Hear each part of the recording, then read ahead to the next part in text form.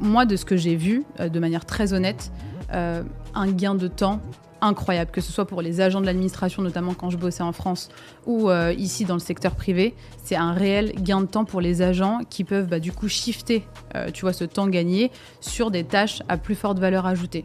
Prendre des décisions, arbitrer, négocier des choses, etc. Et donc du coup, moi, de ce que je vois au jour le jour, j'ai vraiment l'impression qu'il y a de la valeur et qu'elle est démontrée. Après, au niveau des chiffres... Ça dépend des use cases. Projets, ouais. Ça dépend des use cases. En général, tu vois, l'architecture numérique dans les boîtes, c'est un gros sujet. Et pour arriver à en designer une qui soit complètement compliant déjà avec les règles internes de l'entreprise, c'est vraiment pas si simple que ça. Tu réutilises, imaginons un modèle qui est en open source. Tu sais pas systématiquement, avec précision, sur quel type de données il a été entraîné. Parfois, c'est divulgué, parfois non. Et en fait, tu as des corpus de données qui sont protégés par certains droits. Les droits d'auteur, droits de propriété intellectuelle, aussi des données personnelles. Et typiquement, si ces modèles-là sont entraînés sur des données qui sont protégées, mais que, in fine, ces données n'ont pas été traitées légalement parce qu'il n'y a pas eu de consentement, il n'y a pas eu de base légale qui a été respectée, et typiquement, l'auteur n'est même pas au courant que son œuvre ou son texte est tombé dans cet algorithme, et du coup, ça entache finalement d'illégalité, toi, ce que tu peux faire derrière. Il y a un peu un trou dans la raquette aujourd'hui d'un point de vue juridique. On va parler de différents sujets d'IA. Et un premier qui m'intéresse énormément, parce qu'en fait, on voit énormément d'entreprises qui font soit du wrapping d'IA, soit des nouveaux produits. Je pense que tu en vois tous les jours, des gens qui disent il faut absolument des produits IA. Mais en fait, on va venir aux fondamentaux. Ouais. Comment on fait pour créer un produit IA ? Alors, pour créer un produit IA, en général, il y a à peu près 5 phases. On a une première phase d'idéation, qualification. Donc, on démarre avec un besoin business, des irritants, des choses qu'on veut améliorer, des challenges. Et on se dit que la technologie peut résoudre les problèmes qu'on rencontre au quotidien.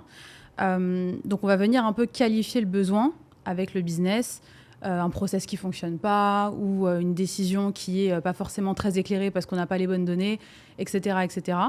Ensuite, on a une phase de framing et de faisabilité. Alors, c'est quoi le framing ? Ceux qui ne connaissent pas. C'est un peu on va un peu encadrer, si tu veux. On va mettre des bordures autour de ce qu'on voit en tant que produit.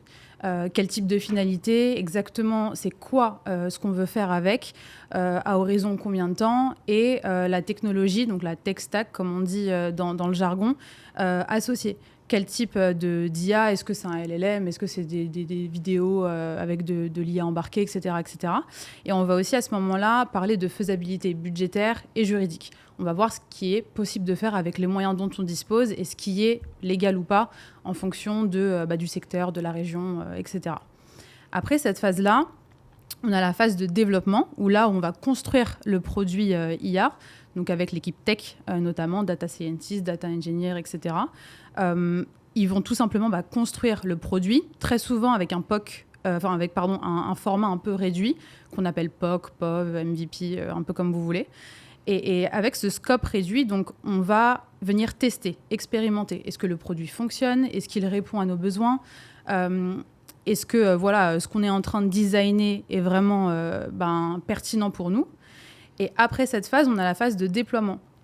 On va déployer le use case, le produit IA, à l'échelle de l'entreprise, de l'organisation. Et on va le scaler. Et le scope va s'élargir à l'échelle plus large, donc à plusieurs end-users et avec plus de data notamment. Et ensuite, on a la phase de post-market monitoring où on va tout simplement voir le produit vivre sa vie et on va l'améliorer, l'adapter s'il y a besoin tout au long du cycle de vie du produit IA. Donc voilà un peu les 5 phases de développement, déploiement et de post-market monitoring comme on le voit dans bon nombre de projets.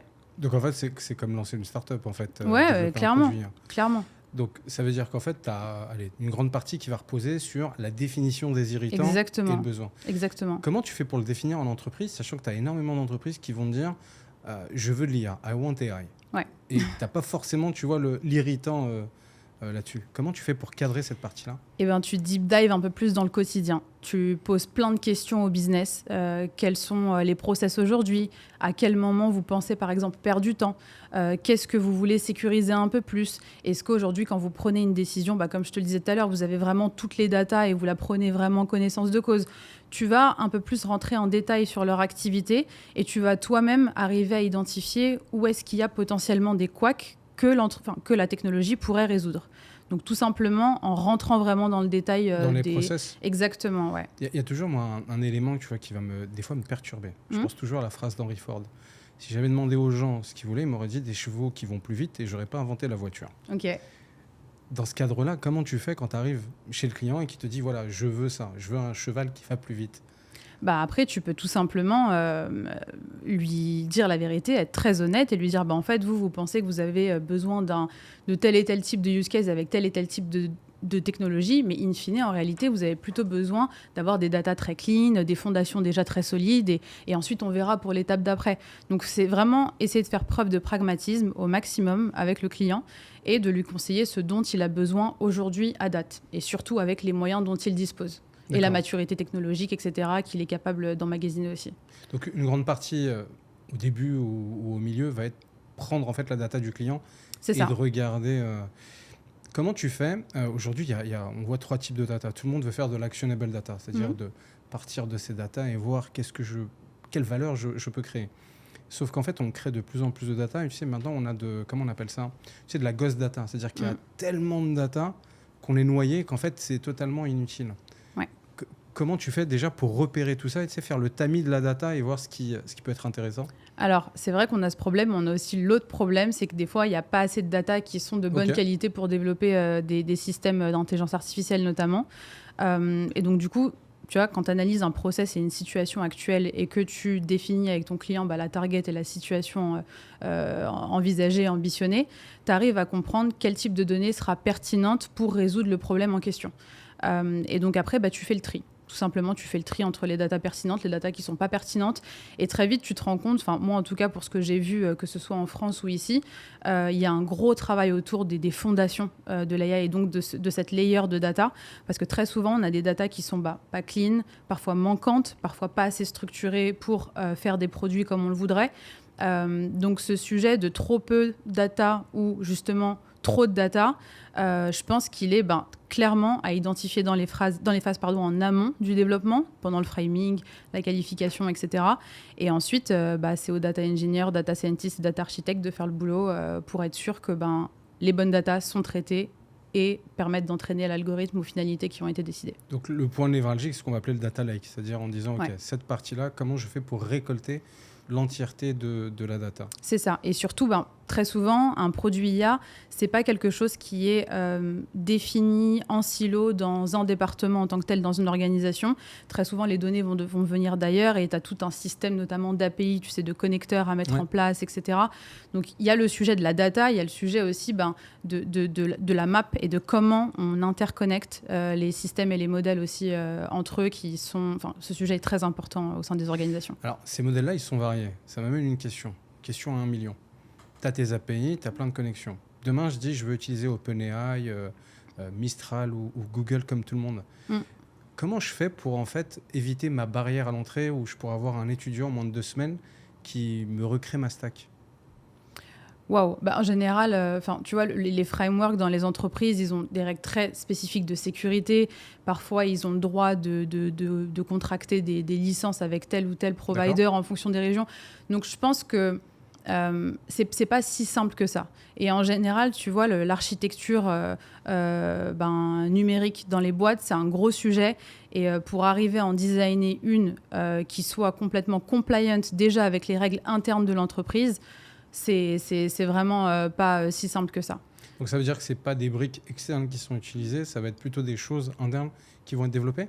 Il y a ça, et puis il y a très souvent des bouts de briques externes qui sont ramenés, utilisés. Tu as des briques open source aussi qui servent à créer des produits IA, et c'est ce qui en fait toute la complexité. Nous, on a tendance un peu à penser que produit IA, c'est un produit qu'on build from scratch, en interne, de zéro et on est porteur de tout. En réalité, non, on fait appel à des plateformes, des intégrateurs, on prend un peu par-ci ou là des briques open source. Et en fait, c'est un produit qui, in fine, est complexe.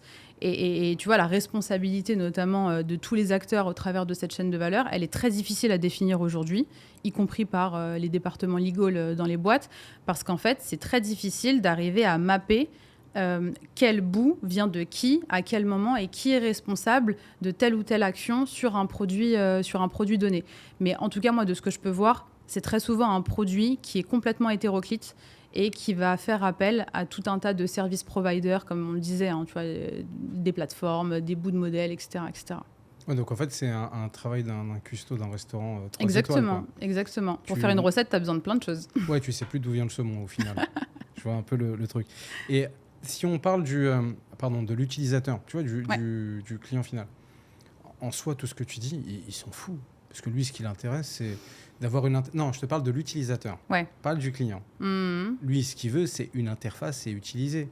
Aujourd'hui, j'utilise ChatGPT, savoir il y a combien de data centers ou de choses derrière. Bon, ok. Tu vois, je suis pas si sûre, parce que je pense que ce sujet d'IA de confiance, etc., vraiment de comment on arrive à utiliser des IA qui soient dignes de confiance, trusted, etc., je pense que c'est un sujet qui arrive de plus en plus. Les gens sont assez au fait de ce qui se passe et de la bataille qui existe entre les différents éditeurs d'IA. Et donc, même au sein des entreprises, maintenant, tu commences à avoir des business units qui questionnent les choix tu vois, d'un CEO sur la stack technique, alors qu'avant, ça n'arrivait jamais. Parce qu'en fait, les gens, maintenant, suivent un petit peu les débats qu'il y a dans la presse, savent comment, à peu près, un tel et tel modèle est plus ou moins développé, est-ce que c'est une black box ou pas. Ils n'ont pas forcément envie d'utiliser au travail, d'être imposés, qu'on leur impose au travail d'utiliser des briques qu'eux-mêmes, dans leur vie privée, n'utilisent pas. Donc, j'ai déjà vu un petit peu des tensions à ce niveau-là. Pourquoi ? Pour des raisons de garde-fond ? Oui, je pense. Et aussi un gros problème d'opacité, de transparence, etc., qui est souvent relayé in fine. Ces gens-là qui vont être plus dans des départements techniques, c'est en fait pour traiter tout ce qui va être est-ce que l'IA me dit des choses vraies ou des hallucinations ? C'est-à-dire essayer de limiter en fait ces points-là ? Oui, il y a ça, il y a tout ce qui est en rapport avec la performance, la robustesse, mais il y a aussi sur le fait que il y a certains modèles, on ne sait pas comment ils sont réellement entraînés. Quel type de base de données ? Est-ce que c'est des données qui, tu vois, étaient vraiment respectées ? Est-ce que c'est fait dans les règles de l'art, etc. Et donc ça pose des soucis à certains développeurs qui mettent vraiment l'éthique au centre de leur travail. C'est-à-dire les règles de l'art développées sur un modèle ? Typiquement, et je pense qu'on en parlera peut-être un peu après, mais quand tu réutilises, imaginons un modèle qui est en open source, tu ne sais pas systématiquement, avec précision, sur quel type de données il a été entraîné. Parfois, c'est divulgué, parfois non. Et en fait, tu as des corpus de données qui sont protégés par certains droits. Les droits d'auteur, droits de propriété intellectuelle, aussi des données personnelles. Et typiquement, si ces modèles-là sont entraînés sur des données qui sont protégées, mais que, in fine, ces données n'ont pas été traitées légalement parce qu'il n'y a pas eu de consentement, il n'y a pas eu de base légale qui a été respectée, et typiquement, l'auteur n'est même pas au courant que son œuvre ou son texte est tombé dans cet algorithme, et du coup, ça entache finalement d'illégalité, toi, ce que tu peux faire derrière.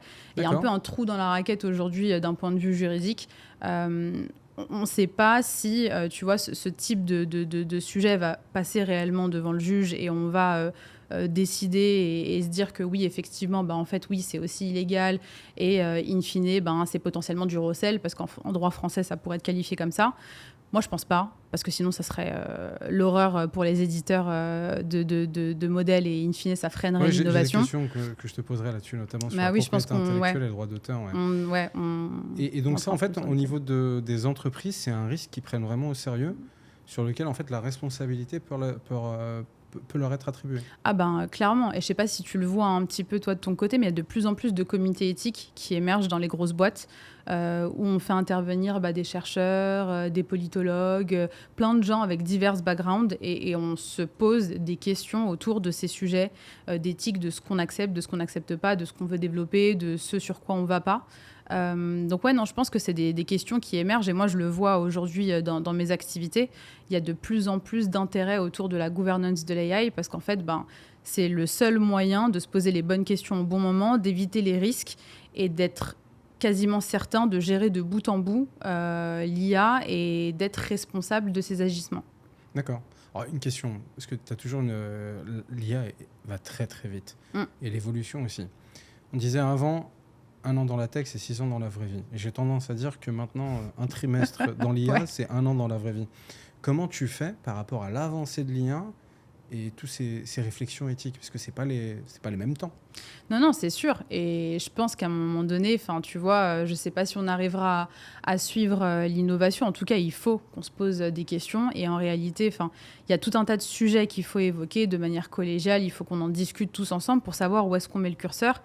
Qu'est-ce qu'on accepte, qu'est-ce qu'on n'accepte pas. C'est hyper important. Donc, je pense qu'il va falloir faire un effort pour essayer de suivre cette course complètement effrénée, se poser les bonnes questions au bon moment avant qu'on nous impose, entre guillemets, des usages qui ne sont pas alignés avec les valeurs et les croyances de nos démocraties, comme on le connaît, par exemple, en Europe. Alors, l'avantage de t'avoir, c'est que tu as travaillé en France pour ces sujets-là au niveau gouvernemental et au Middle East. C'est quoi les différences que tu vas voir entre les deux régions sur ces réflexions-là?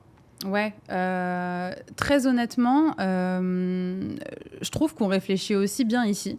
Il y a beaucoup de questions qui sont posées en entreprise, y compris au sein du gouvernement. En fait, ici, ils ont un peu une approche ils publient beaucoup de guidelines. Si tu vas sur le site du gouvernement, tu vas trouver beaucoup de guides, beaucoup de frameworks pour aider et outiller les équipes qui développent des systèmes d'IA à bien le faire, etc. Ils ont même mis en place une certification, la Dubai AI Seal. Donc, je pense qu'il y a des vraies réflexions. Oui, ils veulent que les gens aillent vite dans l'action. Ouais, voilà les règles du jeu, allez-y jouer. Ouais, mais... Tu vois, là, je regarde un petit peu au niveau des grosses entreprises. Tu as plein de grosses entreprises qui commencent à s'équiper autour de ces sujets. Tu as G42, par exemple, qui a monté une task force autour de la Responsible AI, donc l'IA responsable, etc., etc. Donc, je pense que c'est... Je dirais pas qu'il y a un pays qui est plus rapide ou quoi. Je pense que c'est 2 manières et 2 approches de faire. En France, on nomme des comités. Il y en a un que je vois vraiment plus rapide que l'autre. Non, mais en tout cas, sur ce sujet. Pas dans les sujets de développement, etc. Ok. Dans les sujets de réflexion la mise autour en action, de... il y en a un. Oui, parce que comme on le disait dans le premier podcast, le temps français est un temps un peu long parce qu'il y a un système législatif derrière, parce qu'il faut consulter tout un tas d'organes comme le Conseil d'État, la CNIL, etc. Et je continue à le dire 1 an après mon expérience à Dubaï, mais je trouve que c'est des instances qui sont nécessaires. Et moi, ma solution pour la France, ce serait d'augmenter les budgets et d'arriver à augmenter les effectifs de ces institutions pour que ça aille effectivement plus vite. Mais je trouve que c'est ultra important et intéressant d'avoir ce type d'organisation, parce que typiquement, moi, quand je bûche sur certains sujets autour de l'AI et que j'ai besoin un peu de doctrine et de savoir ce que les bons penseurs pensent en ce moment, je me tourne très souvent vers les décisions de la CNIL, du Conseil d'État, du Défenseur des droits. C'est une source intellectuelle incroyable. Donc, ils réfléchissent beaucoup. Ça, je suis d'accord avec toi. Ils réfléchissent énormément. Attention à ce que tu vas dire. Non, je dis rien. Moi, je suis juste en train de... Tu vois, contrairement à toi, je leur dirais pas investissez dans l'IA. On est fort en électricité. Investissez en électricité. C'est ce qu'ils font. Ouais, mais le dire officiellement. Pas dire que les entreprises, venez, on a des super ingénieurs en IA, il n'y a pas de souci. Sauf que... Très bon. Mais super bon. On est en train de perdre la guerre du temps. Mais vraiment, il y a des régions, les US, la Chine ou le Middle East qui vont à une vitesse folle. On a des centrales nucléaires et un savoir-faire en électricité qui est génial. Disons qu'on est fort là-dedans. Et disons aux entreprises, aux entrepreneurs, investissez autour des métiers de l'électricité parce que les gens viendront pour ça. Et pas dire ils vont venir pour l'IA. Oui, il y en a certains. Mais tu regardes la plupart de nos talents, tu es où aujourd'hui? Oui, au Middle East. Voilà. Et puis il y en a beaucoup aussi, des techs ici, il y a beaucoup de Français. Énormément. Ici, tu en vois dans les Big Four d'AI, dans la région, tu as plein de Français. Aux US, tu as plein de Français. En Chine, tu as des Français. Non, mais c'est vrai. Regardons la France telle qu'elle est. Elle est super forte en électricité. Ok, on investit autour de ça. Mais après, tu vois, tu as des petits champions comme Mistral. Ce qu'ils font, c'est quand même assez impressionnant au niveau européen et même ailleurs. Donc, je pense que la France a envie d'y croire et je comprends aussi pourquoi. Notamment, tu vois, quand tu as des profils comme les nôtres qui sont super bons, enfin vraiment les ingénieurs français, moi, de tous ceux que je rencontre ici, je trouve que c'est les meilleurs. Enfin, tu compares à un tech qui sort de Polytechnique ou des mines à quelqu'un de n'importe d'où. Enfin, vraiment, ils vont très vite, ils sont bons, c'est assez impressionnant. Donc, je peux comprendre aussi, tu vois, la volonté de la France de bûcher sur ça et de tabler sur ça. Après, est-ce qu'on rattrapera le retard face à la Chine ou les US? Peut-être pas. Il faut être assez honnête. J'ai l'impression que la France, on est l'Olympique de Marseille. C'est-à-dire qu'on a été champion en 93, mais que... Après, ça ne veut pas dire qu'on ne peut pas jouer. Ça ne veut Non, pas mais dire qu'on ne peut pas jouer et faut jouer, qu'on va mais créer des je trucs pense que, assez chouettes. Tu vois, comme tu as dit, tu sais, quand tu as un projet d'IA ou quand tu fais l'entrepreneuriat, regardons le marché. Et c'est quoi l'irritant du marché? Et il y a des guerres qui sont plus faciles à gagner que d'autres. Mais ça, il faut continuer. Comme tu as dit, on a Mistral. Il y a d'autres pépites en IA qui sont vachement bien. Et tu en as qui s'exportent aussi. C'est top. C'est génial. Maintenant, il faut juste regarder... Et puis, tu as vu, il y a eu l'investissement des Émirats là, dans les data centers en France. Enfin, je pense qu'ils vont aussi un peu sur ce terrain-là et qu'ils essayent de rendre leur activité un peu plus diverse pour arriver à occuper une place intéressante. Ouais. Question de rentabilité, je suis obligé de te poser ça. J'avais lu une stat par un cabinet de conseil qui avait dit que 95% des projets d'IA en entreprise n'avaient pas de ROI. C'est vrai, c'est faux, c'est difficile à en trouver. Alors, je ne sais pas quelle est cette étude et sur combien de projets c'est McKinsey. Ouais, ok. Moi, de ce que je vois, c'est que ça met du temps, tu vois, à dégager vraiment de la valeur, etc. Parce qu'il faut prouver tout un tas de choses et il faut que le produit soit en run sur un temps quand même pas non plus trop court parce que sinon tu ne peux pas évaluer correctement. Moi, de ce que j'ai vu, de manière très honnête, un gain de temps incroyable, que ce soit pour les agents de l'administration, notamment quand je bossais en France, ou ici dans le secteur privé. C'est un réel gain de temps pour les agents qui peuvent du coup shifter tu vois, ce temps gagné sur des tâches à plus forte valeur ajoutée. Prendre des décisions, arbitrer, négocier des choses, etc. Et donc du coup, moi, de ce que je vois au jour le jour, j'ai vraiment l'impression qu'il y a de la valeur et qu'elle est démontrée. Après, au niveau des chiffres... Ça dépend des use cases. Ça dépend des use cases. Pour le coup, ça dépend vachement des use cases.